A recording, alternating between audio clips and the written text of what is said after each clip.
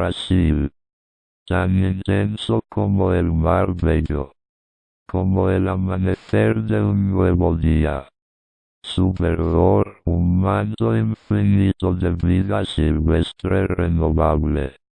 Y las hermosas tierras de Brasil floreciendo como una dulce primavera siguen abriendo senderos, caminos y progreso.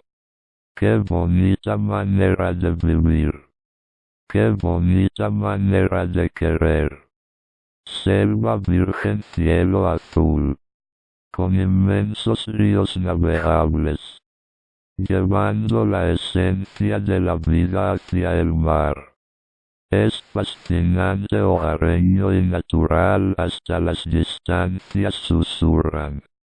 Las horas, los meses, los años no se sienten, porque todo lo que se ha sembrado y construido se ha hecho por amor.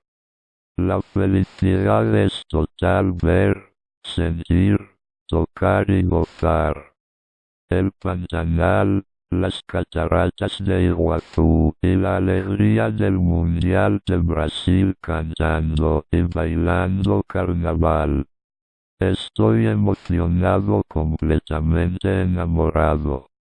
Me encanta el ritmo de sus tambores, sus paisajes, su gente cálida y caliente. En la ciudad, en la selva y en el mar.